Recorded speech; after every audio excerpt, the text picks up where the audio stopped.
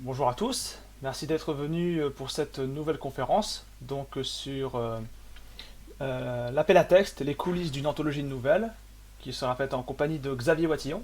Salut à toi. Salut. Est-ce que tu voudrais te présenter pour ceux qui ne te connaîtraient pas? Oui, avec plaisir. Alors, Xavier Watillon, donc je suis belge pour ceux qui le reconnaîtront peut-être à l'accent. J'ai 31 ans et de formation, je suis professeur de français. Donc je n'exerce plus pour le moment, mais c'est vrai que ça a une influence sur mon travail sur les anthologies, comme on en parlera après. Très bien. Du coup, tu es venu pour nous parler un peu du travail d'anthologiste. Quelle définition tu donnerais à cette profession? Alors, elle va être variable, je pense, d'une maison d'édition à l'autre. Donc un anthologiste, c'est quelqu'un qui travaille pour une maison d'édition, au recueil, donc à l'appel il procède à un appel à texte, il recueille des textes, il les sélectionne et il les retravaille pour les organiser en une publication. Ici, une anthologie de nouvelles, donc c'est une collection de nouvelles de plusieurs auteurs, au sujet généralement d'un genre défini, d'un thème défini. D'accord. Et comment tu t'es retrouvé à exercer ce métier? Bien, en fait, j'ai, comme beaucoup d'auteurs débutants, tout débutants, j'ai participé à des appels à texte. Et j'ai envoyé des nouvelles pour toute une série d'anthologies, justement, notamment à Naughty Sheep. Et chez Naughty Sheep, j'ai rencontré l'éditrice en salon, après avoir été sélectionné, quand j'étais venu présenter aussi mon anthologie euh, à des lecteurs. Et elle m'avait proposé simplement de reprendre le rôle qui était vacant à ce moment-là. Hmm. Ça s'est passé un petit peu voilà, parce que ça tombait bien, parce que j'étais là, mais parce que j'avais aussi montré que j'avais des dispositions pour au niveau, parce qu'il faut quand même quelques compétences en maîtrise de la langue et compagnie pour cette fonction-ci. Donc voilà, tu étais au bon endroit au bon moment, on va dire, c'est ça en fait. C'est ça. Et qu'on avait aussi un bon feeling parce que, mais ça j'en parlerai après, il y a une ligne éditoriale qui est importante, et donc là je pense que ça collait bien. D'accord. Depuis que tu exerces ce travail, est-ce que tu as une méthode spécifique pour justement sélectionner les nouvelles? Enfin, est-ce que tu as une méthode en tant qu'anthologiste que tu emploies? Oui, tout à fait. Alors ça tourne autour de beaucoup de choses. D'abord, quand on appelle les textes, l'appel à texte est défini par la ligne éditoriale de la maison d'édition, le genre de l'anthologie et le thème de l'anthologie. D'accord. Alors, la ligne éditoriale, quand Notichyp, c'est une maison d'édition française qui spécialise dans le texte court et avec un ton généralement décalé. Oui. Si vous cherchez sur Internet Notichyp, vous verrez, mais je vais vous envoyer le lien après. On les reconnaît grâce à leur logo de mouton en slip. Euh, donc, ça se veut décalé. D'accord. Et là, il est évident que les textes qui vont être proposés pour les anthologies vont devoir être raccord, dans une certaine mesure, avec et la ligne éditoriale, et le genre et le thème de l'anthologie. Sinon, ils peuvent être aussi merveilleux que vous voulez, ils n'ont pas leur place dans cette anthologie-là. Ce qui n'est pas une critique de qualité, D'accord. c'est juste une critique d'être De- dans la bonne anthologie. D'accord. Par exemple, tu veux dire, quand tu dis un exemple de genre et de thème, est-ce que tu pourrais par exemple nous citer un exemple Ouais. qui distingue le genre et le thème? Alors, moi, je dirige la collection de fantasy. D'accord. Donc, quand je fais des appels à texte, et c'est toujours en accord avec l'éditrice, ce sont des appels à texte de fantasy. Alors, les genres en littérature de l'imaginaire sont beaucoup moins rigides que ce qu'on croit souvent. Donc, on pourrait essayer de simplifier en disant qu'en gros, c'est de la fantasy s'il y a des dragons, c'est de la science-fiction s'il y a des vaisseaux spatiaux. C'est plus compliqué que ça, mais c'est déjà un résumé. Ça ne veut pas dire non plus qu'on ne sélectionnera que des textes qui sont stricto sensu dans le canevas fantasy, mais ça donne déjà une idée. Le thème, c'est généralement le titre de l'appel à texte. Ici, j'ai lancé Naughty Valhalla, donc le thème c'était le Valhalla, et on pouvait tourner autour de ça. Il y a eu Naughty Banquet, donc le texte c'était les banquets, la bouffe, et on pouvait tourner autour de ça. D'accord. Est-ce qu'il y a d'autres critères de sélection à part justement le genre et le thème? Est-ce qu'il y a quand même des sélections sous forme de critères de qualité ou est-ce que tu as d'autres critères du coup de sélection à part en dehors du thème et du genre? Ah, alors oui, il y en a plein. Il y en a plein, d'accord. Il y en a plein. Note, vas-y. Euh, mais peut-être un mot avant de passer à ça sur le fait que d'un appel à texte à l'autre, je pense que les méthodes vont varier. Ah d'accord, donc c'est Euh, vraiment... c'est mobile en fait, c'est malléable selon les propositions d'anthologie, c'est ça? Tout à fait. Je sais que d'autres vont le faire beaucoup plus au feeling, mais il y a pas une bonne ou une mauvaise méthode, hein. Des gens qui vont se dire qu'ils le font au feeling, ils vont apprécier le texte comme un lectorat, et aimer ne pas aimer, mais c'est peut-être qu'ils vont mettre moins structuré. Moi, je structure parce que j'ai l'habitude de structurer, et donc je fais des grilles d'évaluation dans lesquelles je mets des points. Hmm. C'est une déformation professionnelle, si je puis dire. Et Euh... donc, Oui. ouais. Non, excuse-moi, vas-y, j'ai cru que tu avais terminé. Bah, si tu veux, je peux passer en revue les critères que je remplis en fait quand je Vas-y, reçois des vas-y. textes. On est là pour ça. Voilà. Alors, donc quand je reçois un texte, je le rentre dans ma petite grille et puis je vais noter, je vais le lire vraiment comme vous liriez un texte dans un bouquin et je vais noter une série de choses. D'abord, je vais procéder à deux petites vérifications. Donc, c'est la vérification du genre et de la longueur du texte. Le D'accord. genre, c'est est-ce que le texte respecte le genre de l'anthologie, en l'occurrence la fantasy. Alors, comme je disais, je ne suis pas à cheval sur ça. S'il y a un très bon texte et à mi-chemin entre la fantasy et la science-fiction, c'est déjà arrivé, il n'y a aucun problème avec ça. Hmm. Surtout que les deux genres sont assez Euh, proches. oui, j'aime beaucoup la citation de Terry Pratchett en la matière qui disait que la science-fiction, c'est de la fantasy avec des boulons. Pas faux, pas faux. Euh, et donc, et même quand, même si c'est un retournement de situation, vous pouvez imaginer un texte qui serait un texte de fantasy du début à la fin, dans lequel vous découvririez tout à la fin qu'en fait tout était robotisé. Quand sous des visages vous aviez des robots, etc. Hmm. Ça classerait le texte de facto en science-fiction. C'est pas grave. Parce que le texte en lui-même, l'impression que vous avez eue à la lecture, c'est de la fantasy, c'est raccord, on peut accepter ça. Ce qui Hmm. compte, c'est que le texte soit bon et qu'il ne déçoive pas le lecteur. Hmm. C'est tout ce qui compte. D'accord. Alors, la longueur, bon, à nouveau, c'est pas un critère d'exclusion strict quand vous êtes 10% au-dessus, 10% en dessous. En général, on appelle des textes de 20 000 caractères pour ça. 20 000 signes, espace comprise. Espace compris, Euh, d'accord. Espace comprise. Dans Word, vous avez un compteur. Dans les autres appels à texte, vous avez un compteur. Ça fait, selon comment vous l'écrivez, peut-être 10-12 pages de Word. D'accord. Si vous êtes en dessous, c'est généralement pas très grave. J'ai déjà accepté beaucoup plus court que ça. Si vous êtes au-dessus, 22 000, ça peut passer. 30 000, ben, l'anthologie ne va pas pouvoir l'accepter simplement parce qu'on doit la limiter aussi en épaisseur. Ça, c'est très logistique comme problème, mais pourtant très réel. Donc ça, c'est simplement des vérifications. D'accord. À côté, quand je vais lire les textes, je vais prendre toute une série de notes qui sont beaucoup plus qualitatives. Et donc, en général, j'ai une grille critériée avec, et je cote entre 0 et 3 mes impressions sur les critères que je vais présenter ici. Quand je mets 0, ça ne veut pas dire que le texte est mauvais, ça veut dire que mon ressenti du texte euh, voilà, est plutôt mauvais. Donc C'est des ça critères reste purement subjectifs subjectif, là en fait. D'accord. tout à fait. Hmm. Alors les deux premiers critères, c'est le début et la fin. Donc, est-ce que le début accroche donc, est-ce que quand j'ai commencé la nouvelle, j'ai eu quelque chose qui m'a donné envie de continuer?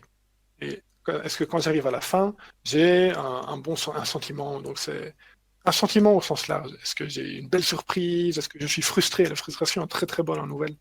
Donc, est-ce que j'ai quelque chose qui me fait me souvenir de la nouvelle? D'accord. Ça, c'est un conseil que j'ai reçu de beaucoup d'auteurs en salon, c'est de soigner les débuts et les fins, que ce soit des romans ou des nouvelles ou autres. C'est super important. Et donc ici, c'est ça que je vérifie. Hmm.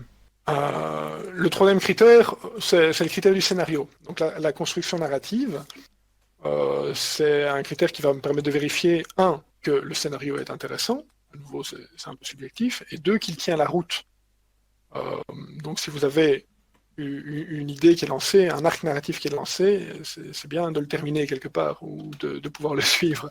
Ça paraît évident, mais parfois, dans certaines nouvelles, on peut retrouver des choses qui ne sont pas tout à fait abouties, où on ne voit pas où les nouvelles arrivent. Ou... C'est vrai que quand les gens, quand certains auteurs écrivent leurs bouquins sous forme d'un premier jet, même après avoir corrigé, ils ont l'impression qu'en fait c'est vachement consistant et en fait il y a plein de trous scénaristiques quand on le fait relire par quelqu'un d'autre en fait. c'est ça. Mais je peux comprendre. L'auteur a toutes ses idées en tête, il a son univers en tête. Et s'il n'y a pas un autre regard pour lui dire qu'il a oublié de nous dire quelque chose, il peut penser l'avoir dit, il peut penser avoir résolu un problème narratif alors qu'on n'a pas tout à fait assez d'informations. Alors, cela dit, juste pour contrebalancer un petit peu ce que je dis, c'est bien aussi de ne pas donner trop d'informations, hein. Un scénario ultra lourd qui dit toutes les choses, c'est assez ennuyant. Enfin, à nouveau, c'est un point de vue, hein, ça. Donc, il faut trouver une bonne balance. Il faut faire un truc ni trop vide ni trop indigeste, en gros. C'est ça. Les émissaires font beaucoup de bien au niveau du scénario, donc ne pas tout expliquer. Le plaisir qu'un lecteur peut trouver ou une lectrice peut trouver à deviner quelque chose, il est quasiment inégalable. Et donc, avoir un scénario qui donne assez d'informations pour que le lecteur ou la lectrice devine un élément et soit fier de l'avoir trouvé, même si c'est un petit peu inconscient, c'est précieux. Et donc, dans ce cas-là, il vaut mieux ne pas préciser. D'accord. Donc, tout ça, Et laisser ouais, la libre interprétation aussi à l'auteur. oui, avec des fins interprétables, des choses dont on n'est pas tout à fait sûr. Alors, le quatrième critère, c'est le critère des personnages, euh, qui est indépendant du scénario. On peut avoir un scénario très recherché et des personnages qui sont brillants, mémorables, ou des personnages un petit peu vides, qui servent juste le scénario. Ou l'inverse. Souvent, on dit justement les personnages sont plus précieux que le scénario. Ça, je vous laisse décider pour vous. Mais dans tous les cas, moi, je les analyse séparément. Je me dis, est-ce que le personnage est cohérent? Est-ce qu'il est agréable à suivre? Donc, si vous avez un personnage d'enfant, par exemple, ça, c'est une erreur que je vois souvent. Enfin, une erreur, non, c'est pas. C'est quelque chose que je peux voir souvent en étant un petit peu choqué. C'est un personnage d'enfant qui va avoir des réactions qui sont celles d'un adulte, qui sont peut-être celles que l'auteur aurait imaginées. Dans ce cas-là, si on perd un petit peu en cohérence, ça peut gêner le lecteur et nuire au suivi de la nouvelle. J'analyse le monde aussi, donc l'univers du récit. Est-ce qu'il est précis? Est-ce que ça permet une immersion? Est-ce qu'il rend curieux d'en savoir plus? Est-ce que tu préfères des univers qui ont beaucoup de descriptions ou est-ce que tu en préfères certains ceux qui ont très peu, quitte à laisser du coup libre interprétation là encore au lecteur quant à l'univers? Est-ce que tu n'as pas de préférence? Alors, ça dépend de ce que tu entends par description. Je pense que ça passe pas nécessairement par une description telle qu'on l'entend souvent, c'est-à-dire des longs paragraphes qui vont nous expliquer quelle couleur est la prairie et jusqu'où elle s'étend. Ouais, non, mais ce que je veux dire, c'est qu'il y a beaucoup de livres. Il y a les livres qui, du coup, décrivent le strict minimum, qui décrivent qui font des descriptions assez complètes, hein, mais qui ne cherchent pas à Hmm. aller trop loin en description. Et il y en a certains, comme bon, je sais qu'il y a beaucoup de lecteurs de Tolkien qui le tournent en dérision parce qu'il a fait un chapitre entier sur l'herbe à pipe. Voilà, c'est en gros, c'est ça, quoi. Effectivement. Euh, Lequel tu préfères dans bah, ces critères? Être descriptif quitte à être indigeste ou est-ce que tu préfères que ça soit un peu plus espacé? non, justement, moi je suis pas pour l'indigeste. Je pense qu'il y a beaucoup d'autres moyens de faire passer les infos. D'accord, Mais Tolkien a écrit à une autre époque aussi, hein. c'est vrai. L'univers, le monde, on peut le faire passer au travers de plein de choses. On peut le faire passer au travers des personnages, du langage, de ce qui se passe. Donc, voilà. Il y a plein d'alternatives aux descriptions qui font qu'on peut en avoir quelques-unes. C'est quand même bien de comprendre dans quel genre de monde on est et puis essayer de doser. Et ça, c'est vraiment un mot d'ordre à tous les niveaux, que ce soit en nouvelle ou n'importe quel autre format. C'est de doser les choses. Un surplus de description, un surplus d'autre chose, c'est jamais. Après, là, on a cerné tout ce qui pouvait toucher à l'histoire, dans ma grille en tout cas. Et donc, on arrive à des choses beaucoup plus langues. Hmm. Les deux critères, c'est la langue et le style. Alors, est-ce qu'on peut vraiment coter le style? Je vais commencer par la langue, c'est plus facile. La langue, tu m'avais expliqué que justement, le fait que tu sois belge, ça pouvait souvent impacter sur le dialecte intrinsèque du bouquin, que tu devais corriger en étant d'un point de vue d'un français, pas d'un belge. C'est ça en fait. Oui, alors, en tout cas, il y a la question du quelle langue choisit-on d'avoir dans un récit? Je ne vais jamais pénaliser quelqu'un parce qu'il utilise des formulations de chez lui, ou en tout cas, je vais essayer de ne pas le faire. Hmm. Mais si elles nuisent à ma compréhension du texte, ça va être compliqué. Ah, Si le texte est très bon et qu'il est sélectionné, si la personne a, imaginez un Québécois qui prend des choses un peu caricaturales, hein, désolé. qui parle avec un accent joual, qui parle avec un dialecte assez joual, Enfin, Voilà. le Joal, c'est plutôt un sociolecte, mais tu m'as compris. Mais imagine qu'il utilise vraiment carrément du vocabulaire bien de chez eux, donc il va parler de chars et pas de voitures et de choses comme ça. On peut avoir une anthologie qui sera moins digeste pour le public de chez nous. Bien sûr. Dans ce cas-là, c'est aussi le rôle de l'anthologiste de proposer quelque chose qui va toucher, va mieux toucher son public. Je vois. Mais sur l'échange avec les auteurs, peut-être je reviendrai plus tard, hors critères. C'est aussi l'occasion de critères de langue, simplement de vérifier la qualité de la langue. Bien sûr. Donc orthographe et grammaire. D'accord. Il y a des longues discussions sur ça. Est-ce qu'un très très très bon texte devrait être déclassé simplement parce qu'il est mal corrigé? Ça dépend des points de vue. En fait, ça dépend aussi beaucoup de l'énergie que l'anthologiste est prêt à mettre dans la correction après. Bien sûr. Et si je dois passer 3-4 fois plus de temps sur un texte à cause de ça, c'est au détriment des autres textes parce que mes journées sont aussi de 24 heures. Donc voilà, c'est un texte qui est vraiment trop mauvais au niveau de la langue, je ne peux pas le prendre. Bien sûr. Mais après, en fait, c'est pas. Est-ce que du coup, ce serait plutôt la quantité de fautes qu'il y a dans la proportion de fautes qu'il y a dans un livre, c'est-à-dire que s'il y a quelques fautes par-ci par-là, mais que ça nuit pas forcément à la qualité du livre, ça va. Mais quand c'est écrit en phonétique, c'est pas du tout, c'est pas du tout négociable. C'est ça en fait? Ou c'est beaucoup plus Oui, compliqué? en gros, c'est ça. Euh, oui, mais c'est ça, c'est vraiment une question de temps qu'on est prêt à passer après. Mais je n'ai, pour le moment, alors j'ai pas reçu des quantités de textes, hein, moi j'ai fait 2 appels à texte, donc au total j'en ai reçu 120 peut-être. Je n'ai jamais lu une nouvelle qui était absolument fantastique du point de vue de l'histoire et qui était absolument dramatique du point de vue de la langue. Hmm. Parce que généralement, quand les auteurs passent un temps conséquent à écrire leur histoire, ils passent aussi le temps qu'il faut pour corriger la langue, c'est pas le plus long. Bien sûr. Mais si vous voulez vous lancer, en tout cas, moi je vous invite, ça ne doit pas être prêt au dernier carat, hein, où il y a une faute de participe passé, tout le monde s'en fiche, on la corrigera et ça ne paraîtra pas comme ça. Mais d'essayer en tout cas de soigner ça pour ne pas que ça vous nuise au moment de la sélection. C'est vraiment trop dommage. Ouais. Faire le maximum d'efforts possible, donner le meilleur de soi-même pour que le bouquin soit sélectionné, au moins au niveau de la langue et de l'orthographe, quoi. Oui, c'est ça. Y accorder un petit peu d'attention. Tu voulais aborder le style aussi, tu m'avais dit. Le style, oui. Alors, c'est compliqué de juger le style. C'est un petit peu vilain même de juger le style. Effectivement. Mais donc, moi, dans ce critère-là, ce que je vérifie, c'est est-ce que le style fonctionne, alors sur moi, éventuellement sur d'autres personnes qui ont l'occasion de lire pour la sélection, et parfois, est-ce qu'il n'est pas... Alors, je fais référence, c'est un concept en théorie de la lecture, c'est sur l'énergie du lecteur. Un style lourd, ça va avoir tendance à coûter en énergie au lecteur, ce qui va le pousser de plus en plus vers le moment où il va laisser tomber le livre, refermer, et éventuellement plus le rouvrir ou le rouvrir plus tard. D'accord. Donc il faut prendre soin de l'énergie de son lecteur. Si vous avez un style lourd, un style un petit peu coûteux, et il y a des auteurs qui ont une prose magnifique, mais qui sont poétiques, parfois au point d'être un petit peu obscurs et d'être un peu coûteux à la lecture, c'est pas forcément négatif, bien au contraire. Mais il faut être dans un objet livre qui va permettre faire en sorte que le lectorat va accepter ça. Et dans les anthologies ici, on est sur du texte décalé, mais généralement plus léger. On ne peut pas avoir au milieu du jeu quelque chose de très lourd. Alors on pourrait avoir du poétique, on s'en peut, il n'y a aucun problème. Mais il faut que ça soit suffisamment raccord avec le reste. Donc, du coup, là, tu as fait le tour de tous les critères de sélection ou il y en a d'autres? Il m'en reste un. Alors, celui-là, J'avais entendu c'est... une petite pause, je me suis dit, ah, il a fini. Non, un dernier. C'est un critère qui n'a pas de nom, donc il s'appelle X dans mon tableau. Ok. C'est le critère qui me permet de retirer des points quand le texte porte des valeurs qui sont pas OK.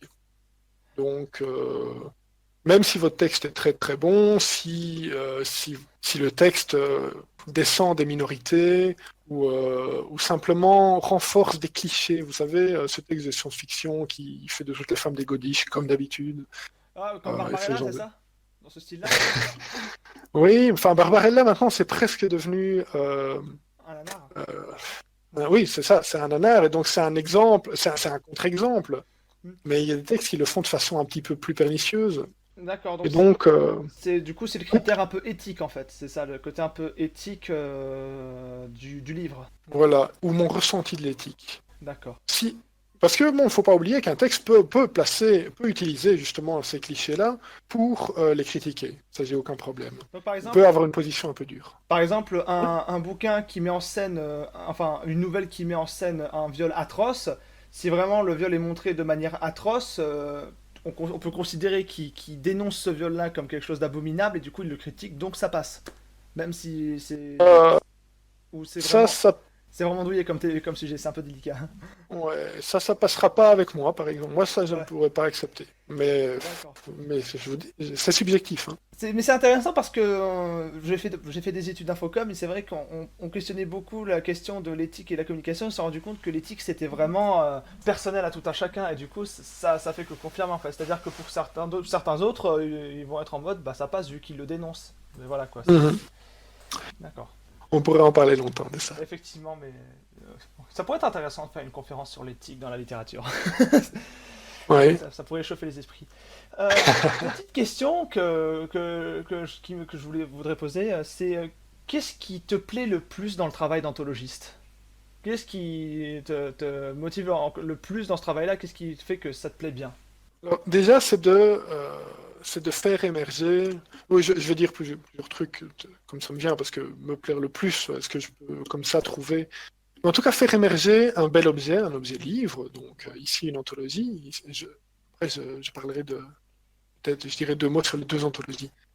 Mais en tout cas, produire ce livre qui montre le travail d'auteurs, quelques-uns débutants, quelques-uns plus chevronnés, qui ont parlé ensemble d'un thème et qui ont chacun approché ce thème avec leur sensibilité. Voilà. Ce travail-là, d'aller rassembler tout ça, avec eux, d'essayer d'en faire les meilleures histoires possibles, je trouve que c'est vraiment agréable. D'accord, d'accord, donc c'est ça qui te plaît le plus.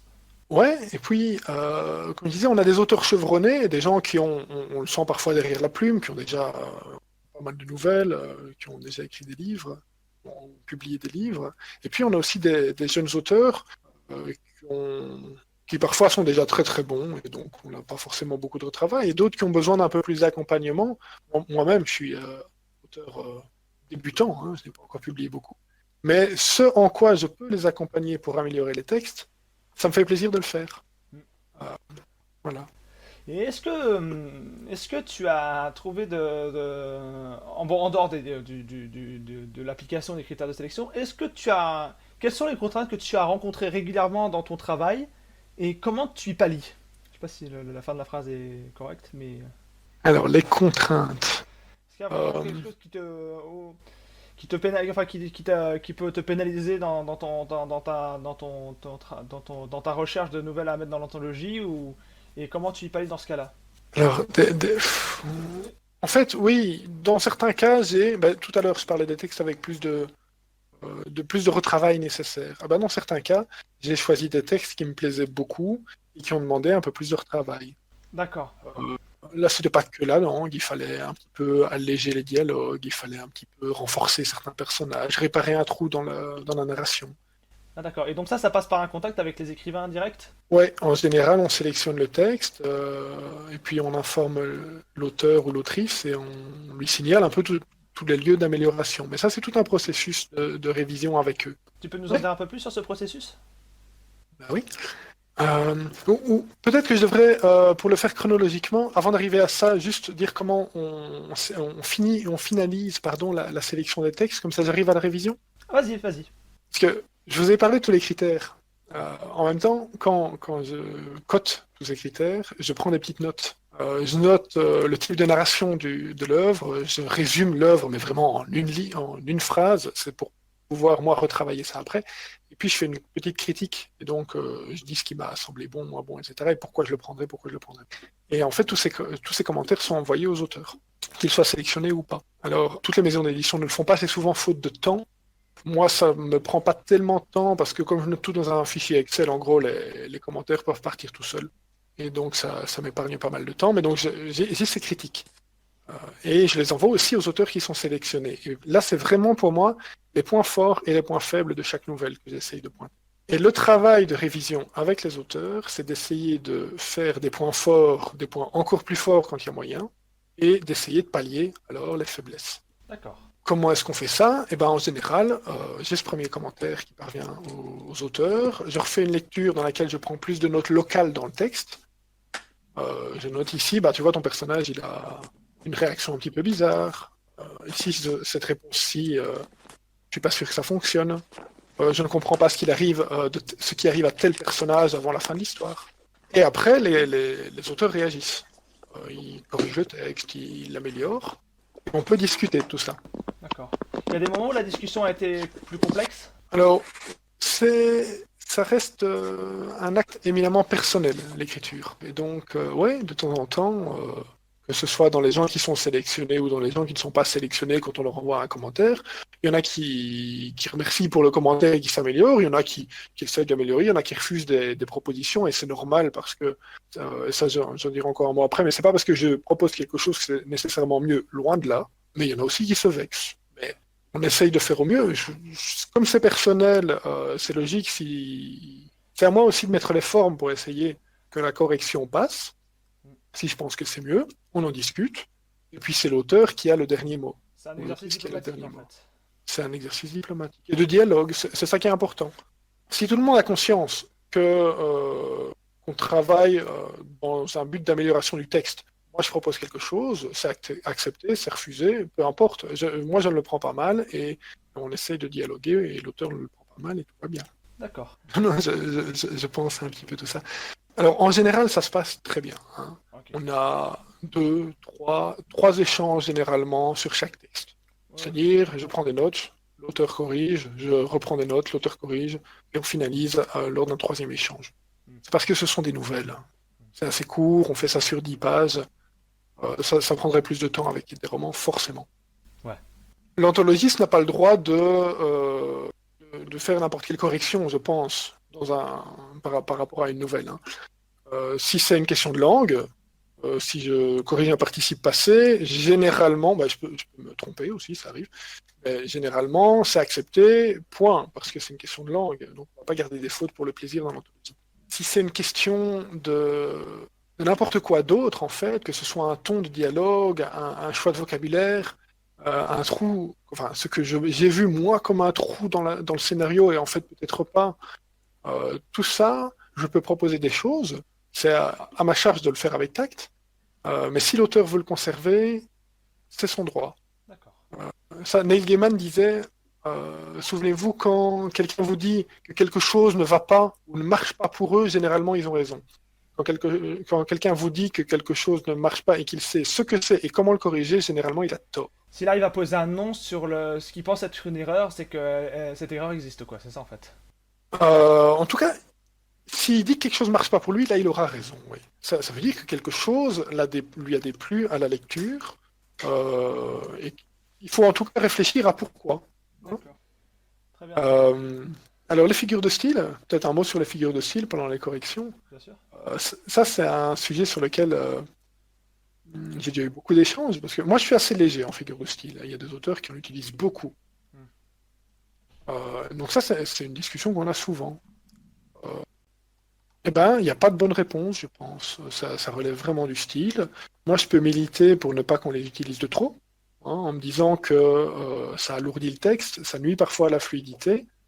Mais l'auteur, il aime son texte, il aime ses figures de style, et s'il a envie de militer pour en garder un certain nombre, parce qu'il pense que c'est ce qui fait sa patte, voilà. Et ça arrive souvent. C'est un Ouais. droit. D'accord. D'accord. J'ai une petite question. Tu avais dit en gros que tu avais fait deux anthologies, c'est ça? Tu en avais fait deux? Oui. Deux anthologies. Bon, je suppose que tu prévois de continuer, mais si c'est le cas, comment tu vois ton, la suite de ton travail de ton travail en tant qu'anthologiste? Alors, c'est dépendant de la ligne éditoriale et de la maison d'édition, hein. D'accord. Euh, quand on lance un appel à texte, c'est une décision de la maison d'édition, et le thème doit être en accord avec sa ligne éditoriale et avec l'éditrice. Donc, pour la suite, ça dépend des calendriers, il y a des choses très concrètes derrière, il y a des impératifs commerciaux aussi. Bien sûr. Et donc, il y a tout ça. Mais en tout cas, quand quand je lance un appel à texte, c'est que le thème a été proposé, discuté et validé par l'éditrice. Qu'on s'est mis d'accord sur le fait que c'était une bonne idée, que ça allait coller avec la ligne éditoriale, et sur peut-être le nombre de textes qu'on pourrait avoir dedans, et ce genre de choses. D'accord. Donc, pour le moment, j'en ai dirigé 2 des anthologies. C'était Nuti Valhalla, ça j'avais dit tantôt, et Nuti Banquet. Donc, on a opté ici pour des choses très différentes. Ce sont d'autres personnes qui gèrent les appels à texte de fantastique, de romance SFFF, de science-fiction. Mais ça, je vous invite. Je ne l'ai pas envoyé tout à l'heure. Je vais envoyer. Dans Visuel Conférencier, tu peux l'envoyer. Ouais, voilà. Je vais envoyer le lien du site de la maison d'édition. Hop. Voilà. Si vous voulez jeter un œil vers les anthologies de fantasy, comme ça, vous pouvez les voir. Bon, normalement, elles sortent en papier aussi, mais là, pour le moment, considérant les soucis que tout le monde connaît, le papier n'est plus sur le shop. Sans e-book. Voilà, il n'y a qu'un e-book pour le moment. Voilà, donc on invite tous ceux à qui ça pourrait intéresser d'aller sur le lien de Notichip. C'est sur le channel Visuel Conférencier. Voilà. D'ailleurs, peut-être un mot, quand vous irez voir les 2 anthologies, vous verrez, il y a la liste des auteurs, et puis il y a la 4e de couverture, enfin le petit résumé du texte.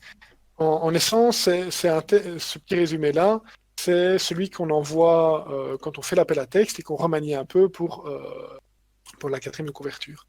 Ces petits textes sont importants parce que quand vous lisez un appel à texte, généralement, il cadre, il vous propose des idées, il lance un peu votre imagination.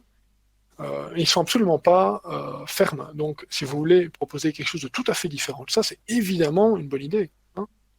Donc voilà, vous pouvez absolument, quand on lance une anthologie banquet, vous pouvez tout à fait apporter votre propre vision du banquet. Ici, j'ai été très surpris par les textes que j'ai reçus.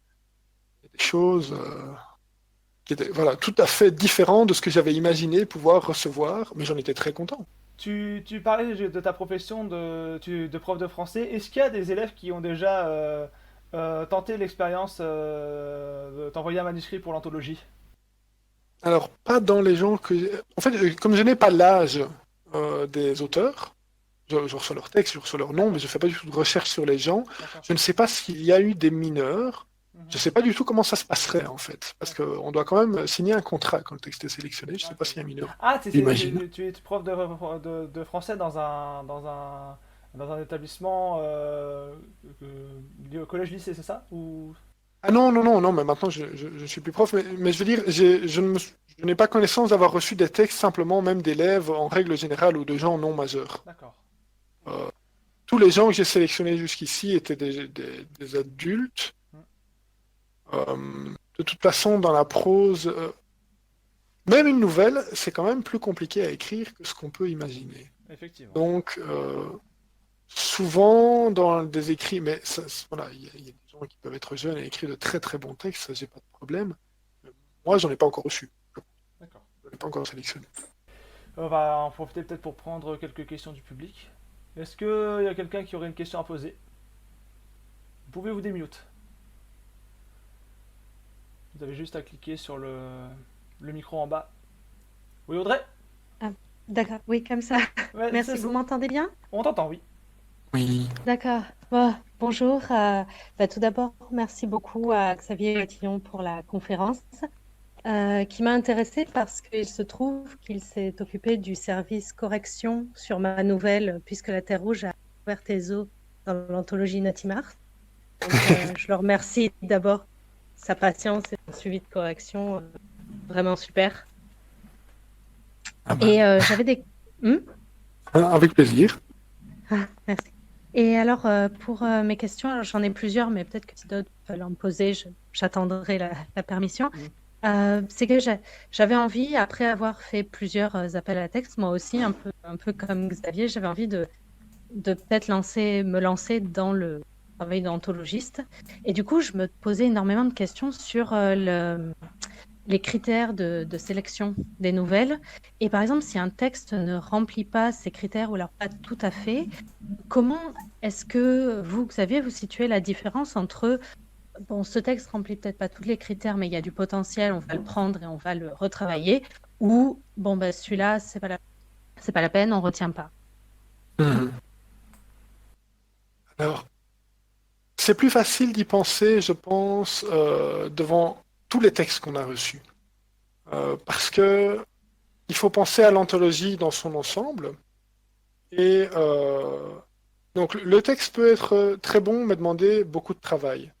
En fait, voilà, il est dans cet état-là, mais il faut le comparer aux autres textes qui sont en lice. Enfin, moi, je le compare aux autres textes qui sont en lice, et je me pose la question est-ce que les autres textes sont meilleurs? Peut-être, peut-être pas. Est-ce qu'ils me demandent plus ou moins de travail? Est-ce que j'aurai le temps qu'il faut consacrer à ce texte? Est-ce qu'il sera disponible? Euh, et tout ça va jouer. Sans compter, il y a plein de choses auxquelles il faut penser, je pense, dans ces cas-là, se demander si les textes sont suffisamment différents les uns des autres, si les styles de narration sont suffisamment alternés. Par exemple, moi, je fais attention à ne pas avoir que des textes à la première personne, que des textes à la troisième personne, euh, parce que toute une anthologie à la première personne, ça me taperait sur le système, mais à nouveau, c'est subjectif. Oui. Non, non, mais je pense qu'effectivement, le côté alternance des textes, ça permet au lecteur Oui, uniquement des textes de première personne, à part si c'est le thème de l'appel. oui, C'est oui. compliqué. Bah, d'ailleurs, Xavier, je voulais te poser une question parce que la question d'Audrey me l'a fait poser. Toi, qu'est-ce que tu conseillerais quel est le conseil principal que tu donnerais à ceux qui voudraient se lancer qui voudraient être anthologistes comme toi, qui voudraient se lancer dans l'aventure? Alors, le conseil principal. Un conseil parmi tant d'autres que tu aimerais conseiller, Oui. qui serait vraiment celui le plus important. Alors, là, je vais faire dans le classique du classique du classique, je vais dire lire. Lire. Ouais. Ben oui, parce que pour départager des nouvelles, il faut quand même bien connaître le monde, du genre dans lequel vous travaillez, il faut connaître un petit peu le thème aussi, et puis il faut connaître le monde des nouvelles. Effectivement. Par exemple, Il- lire du Marcel oui. Aimé, par exemple, qui en a fait beaucoup dans sa carrière. En fait, lire toutes les nouvelles que vous trouverez, à la limite, même celles qui de base ne vous plairaient pas, il faut savoir ce qui se fait. Je pense que c'est Neil Gaiman aussi qui disait d'aller lire dans les genres qu'on n'aime pas, un petit peu, pour savoir Ouais. ce qui se fait. Bien sûr, bien sûr. Ah, Et peut-être même que ça permettrait du coup aux gens de trouver du positif dans des genres qu'ils appréhendaient très difficilement. oui, oui, oui, oui, absolument. Très bien. Qu'est-ce que... Donc, Oui. oui. Non, non, Peut-être pour finir, vas-y, excuse-moi.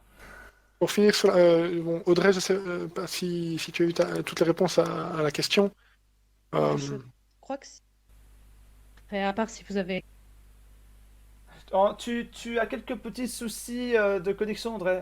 Tes réponses Ah, sont assurées. Désolé, hein, mince, je pense que ça doit être parce que je suis sur téléphone et Ah, je forcément. maîtrise pas trop Hmm. l'objet. Euh, Du coup, oui, reprends, Ok. excuse-moi. Voilà, mais non, déjà, vous pouvez tous me tutoyer, hein. Comme ça simplifie ici les échanges si vous voulez. Et, mais voilà, donc le choix du texte, je pense qu'il n'est pas facile, donc départager, c'est pas facile, mais si l'anthologie se sent prêt à retravailler un texte parce que c'est son coup de cœur, franchement, allez-y. Retravailler le texte avec l'auteur, on essaye de faire au mieux, et ça se passera bien. Il ne faut pas renoncer à un coup de cœur au nom du travail. Hmm. Enfin, moi je pense ça parce que si je dois passer 2 heures de plus sur un texte, ben, je dors 2 heures de moins et je passe 2 heures de plus sur le texte. Et donc il faut le faire de façon raisonnable en étant sûr de pouvoir accorder ces 2 heures. Il ne faut pas passer à côté d'un coup de cœur pour ça. D'accord. Est-ce que quelqu'un d'autre aurait une autre question? Ah, Eliriel, excuse-moi, j'ai écorché ton nom. Eliriel, vas-y. Oui, moi j'aurais une question pratique en fait pour le délai entre l'appel à texte et la sélection. C'est de Mhm. quel ordre? Alors, chez Naughty, je pense qu'on ouvre les soumissions pour 3 mois. Mais c'est pas forcément une norme. Je sais que j'ai vu l'appel à texte de l'ivresse partir récemment, ou peut-être début du mois, et il va se terminer en novembre. Donc là, vous avez 9 mois. Non, pas 9 vous avez 6 mois pour écrire.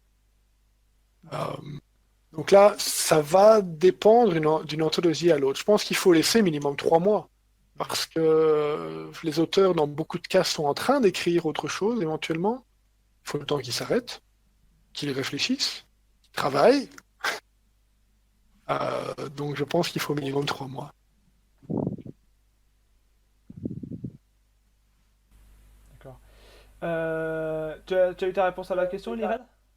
Oui, merci beaucoup. C'est très clair et je rejoins tout à fait Xavier dans le sens où on est en train d'écrire des choses et également il y a tout le travail de recherche documentaire aussi sur le thème. C'est pour ça que je me posais la question parce que le thème des anthologies n'est pas forcément quelque chose sur lequel on a réfléchi pas auparavant, quoi.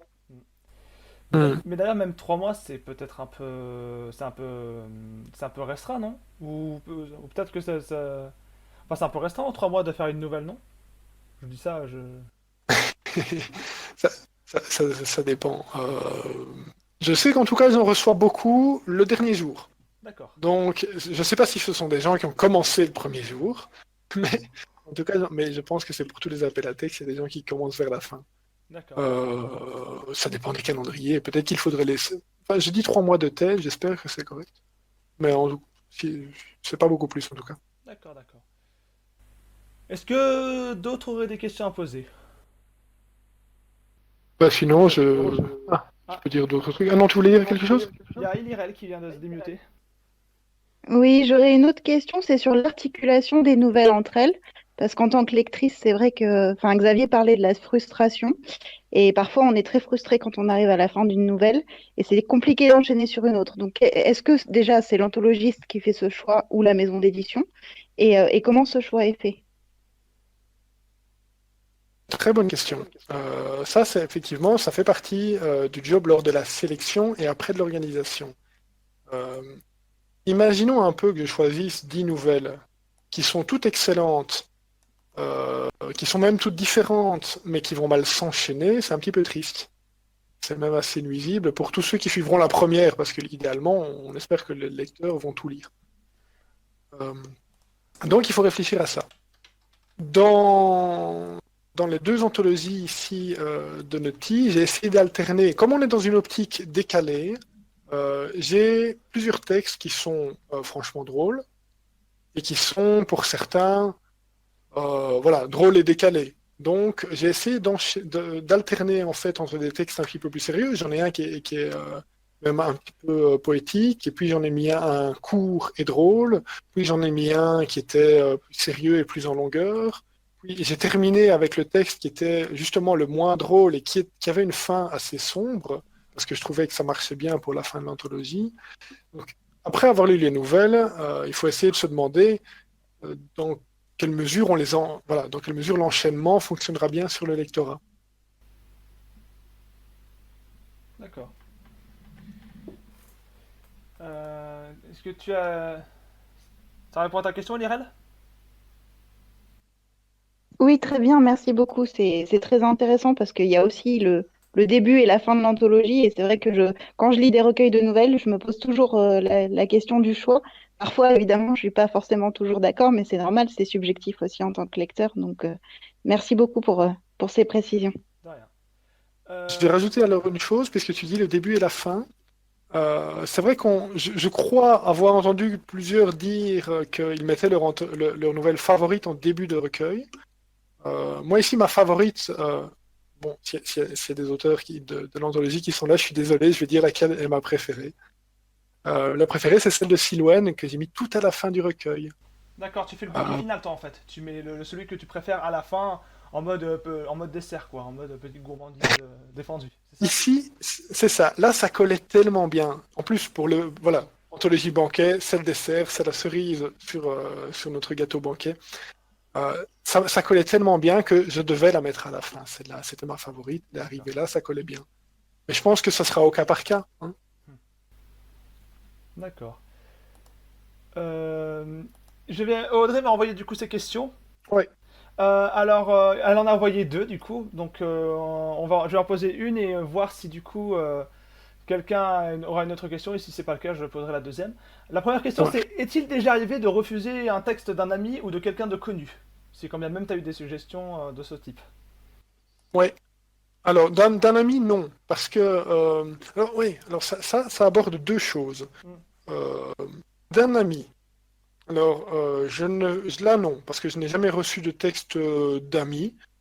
J'ai reçu des textes d'auteurs que je connais, mais que je connais comme ci, comme ça. Et là, oui, j'ai déjà refusé des textes parce que voilà, je me targue, surtout avec ma grille d'évaluation, c'est de choisir des textes sans choisir des personnes. Euh, je sais bien qu'il y a l'argument commercial. Si vous avez un nom très connu, bon, si Serge Brussolo m'envoyait une nouvelle, j'aurais du mal à la refuser. Enfin, je me dis ça comme ça. Maintenant, si Serge Brussolo m'envoyait une très mauvaise nouvelle, j'aurais du mal à l'accepter. Bien sûr.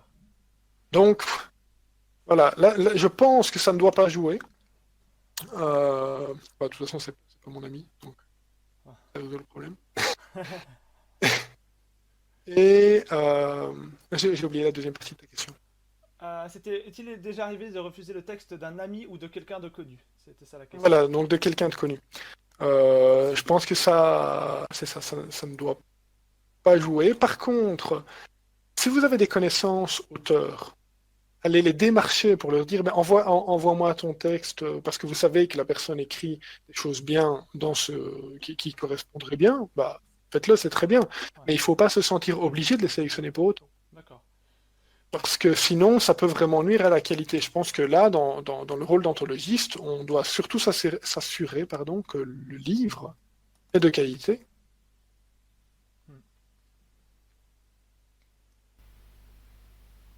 Est-ce que quelqu'un aurait une autre question? C'est...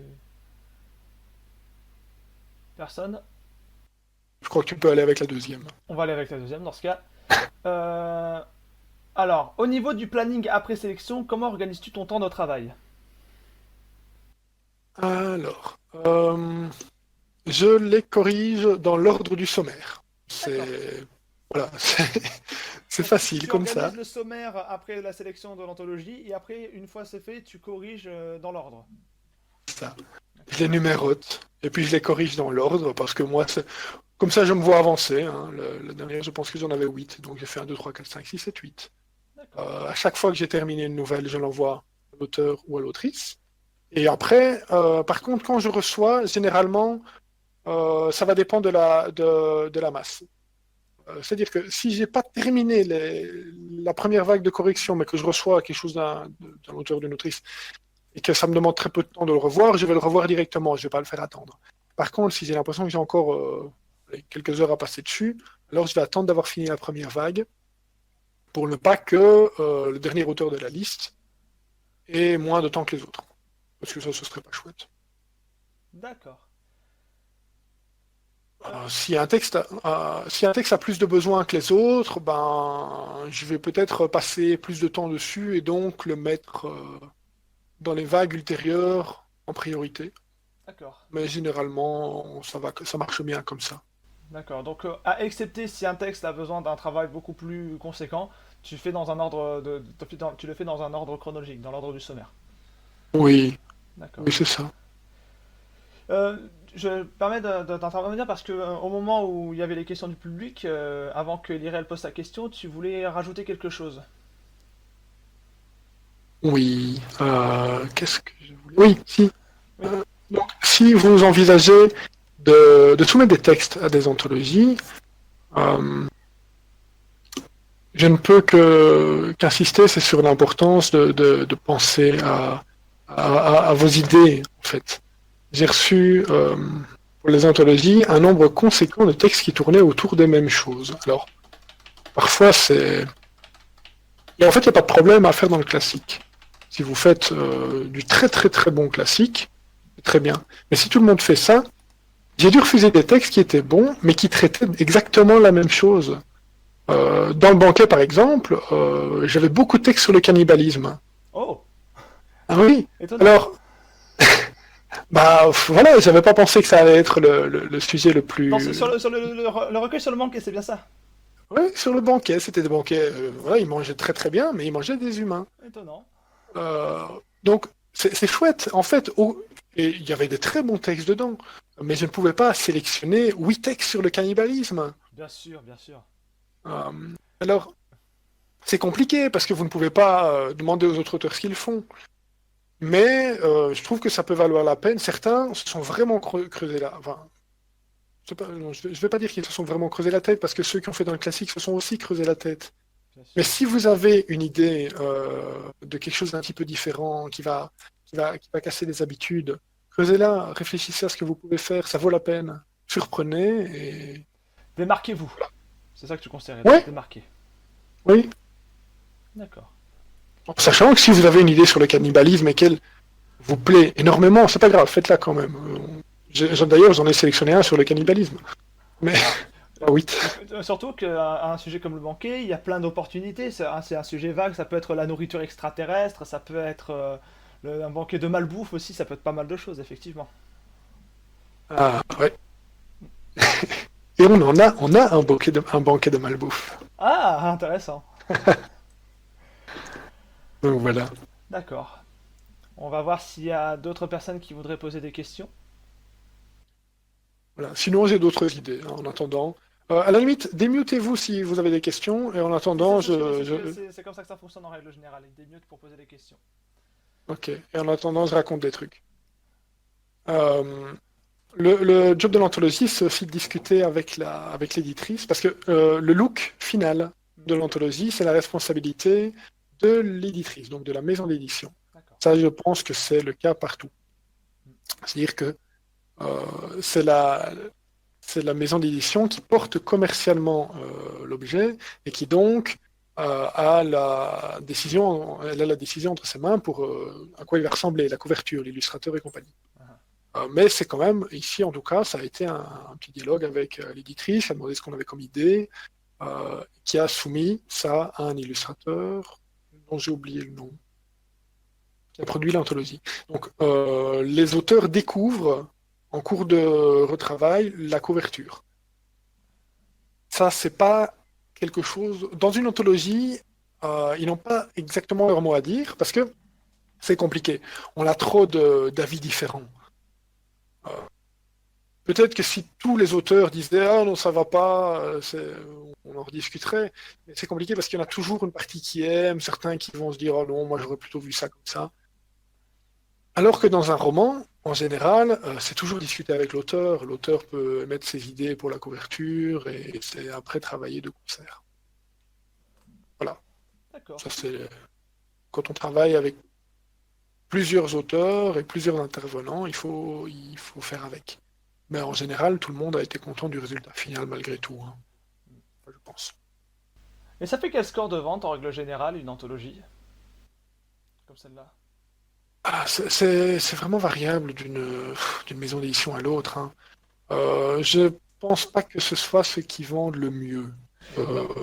Parce que par exemple, à partir de quel moment un éditeur ou une éditrice voit le score de vente d'anthologie se dit ah, ça s'est bien vendu. C'est ça plutôt la question. J'aurais dû la tourner comme ça. En fait, moi, je m'occupe assez peu des chiffres. Je sais pas, je dirais quelques dizaines en événements. Moi, je trouve ça déjà chouette. Si vous arrivez à des centaines, c'est que vous avez déjà une sacrée reconnaissance. D'accord. Mais évidemment, ça va dépendre des auteurs. Et vous voyez, ça, j'avais pensé en dire deux mots aussi. C'est vrai que si vous en général, quand vous commencez, vous êtes avec des petites maisons d'édition, des gens qui n'ont pas énormément de place en librairie dans les canaux de diffusion. C'est normal. Bien sûr. Ça veut dire que la diffusion, elle se fait aussi fonction de l'investissement de chacun. Alors, c'est pas facile. Moi, par exemple, j'aime pas. J'aime pas. Je n'ai pas d'affinité avec le fait d'aller vendre. Vous voyez, je ne suis pas un vendeur dans l'âme, mais en même temps, un auteur, généralement, c'est le prototype de la personne qui est derrière son écran tout seul. Bon, il y a des exceptions, mais donc, si vous n'avez pas la fibre du contact, vous avez peut-être moins de facilité à aller vendre votre ouvrage. Mais pourtant, pour gagner un petit peu en renommée, c'est important de se faire un petit peu de pub. Et donc, pas forcément grand-chose, hein, mais quand il y a un événement tout près de chez vous, c'est chouette d'y aller avec quelques exemplaires et de les proposer aux gens qui passent. sur un stand. C'est chouette de partager des posts sur Facebook, sur Instagram, faites des photos de vos bouquins, faites-vous partager par vos amis, partagez les posts de vos amis auteurs et ils feront pareil, et ça vous donne un petit peu de visibilité. Merci pour ce petit conseil. Pour les écrivains d'anthologistes à en devenir. Est-ce que d'autres auraient des questions à poser? Ou au niveau des questions, on a fait le tour? Personne? Bon. Ben, du coup, on va peut-être conclure la conférence là-dessus. À moins que tu voulais parler d'autre chose, Xavier? Là, oui, j'ai fait le tour de tout ce qui était important, je pense, pour moi. Euh, je trouve que la nouvelle, c'est une bonne façon d'entrer en littérature. D'accord. Vous savez, c'est pas un style plus facile. C'est pas plus facile hein, d'écrire une nouvelle, mais c'est plus court. C'est très Bon. évident, ça. Ouais. Mais ça veut dire que vous n'allez pas perdre 1 an et demi, faire des bêtises, peut-être, sur un roman d'1 million de signes. Vous allez concentrer vos bêtises. Je dis ça parce que moi, j'ai fait des bêtises dans mes premières nouvelles. Hein. Ouais. Vous allez concentrer vos bêtises dans un format court, vous allez avoir un retour. Alors peut-être que vous ne ferez pas de bêtises et que ça va déjà vous conforter dans une direction qui est la vôtre, avec votre patte, votre style. Mais peut-être que vous ferez des bêtises un petit peu dans le scénario, dans la façon de gérer les personnages. Et comme ça, vous le découvrirez aussi. Donc c'est un bon moyen d'entrer en littérature, la nouvelle. Mm. Et ça vaut la peine d'en lire, de se rendre compte de ce que c'est réellement, de ce avec quoi vous pouvez jouer. Mm. Je me souviens, j'avais rencontré Lionel Davos aux Imaginales. Lui, son recueil de nouvelles m'avait. C'était La Route de la Conquête, qui est un recueil de nouvelles de science-fiction. Et je lui avais dit, il m'avait marqué parce que son recueil était terriblement frustrant. En fait, j'ai été frustré à chaque nouvelle, je pense. Mais c'était très très chouette, c'était une bonne frustration. C'était une frustration, il faut- pourquoi? En raison des fins? C'était les fins des nouvelles te laissaient un goût amer à chaque fois, c'est-à-dire ça se finissait mal les nouvelles ou c'était autre chose qui te frustrait? Alors, tantôt ça se finissait mal, tantôt on n'était pas certain que ça se finissait mal.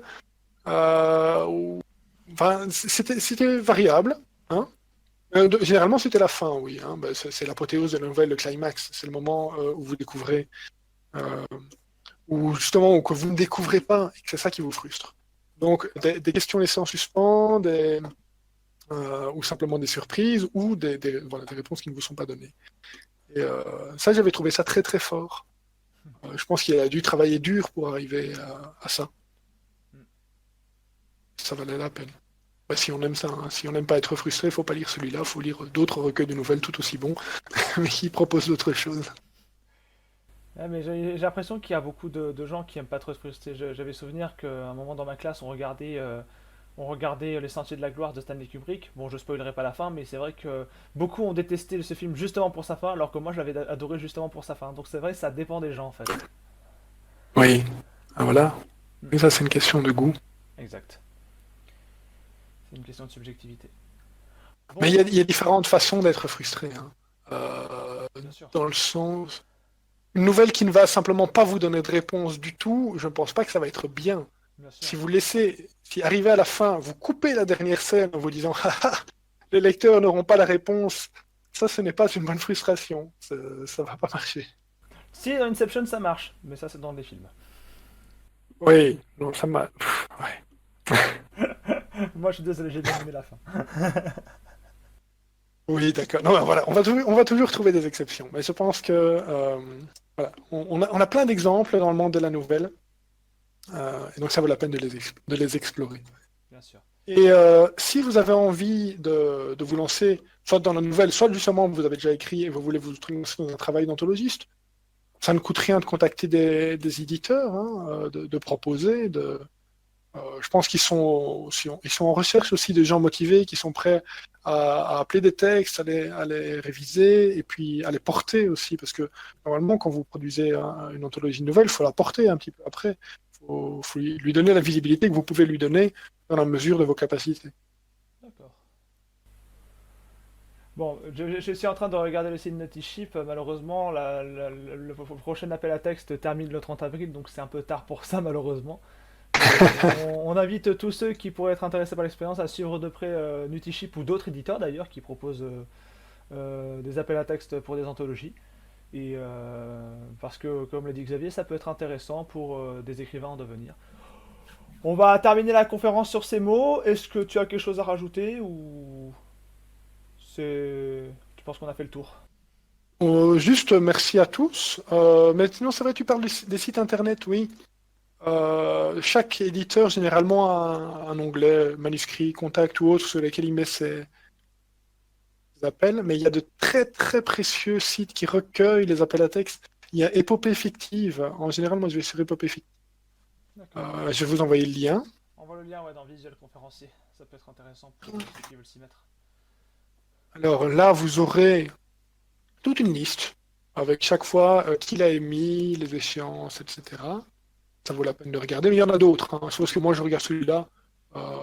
Si vous avez d'autres habitudes, c'est très bien aussi. Et donc, en général, voilà, quand on lance un appel, il se répercute là assez rapidement. Sinon, sur Facebook, ça transite. Sur les sites, ça transite. Notichip appelle assez souvent des textes. Mais d'autres maisons d'édition en font un par an, certaines une fois toutes les quelques années, donc ça dépend des maisons. D'accord. Voilà, et donc merci à tous d'être venus, d'avoir écouté, d'avoir posé des questions. Merci à toi de nous avoir suggéré à Virtualivre ton idée de conférence. C'était avec plaisir.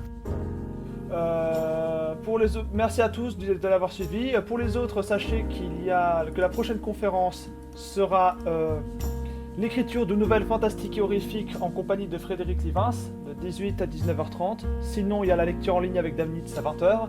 Et pour tous les autres, on vous souhaite une bonne fin de Salon du Livre. Merci à tous. Au revoir.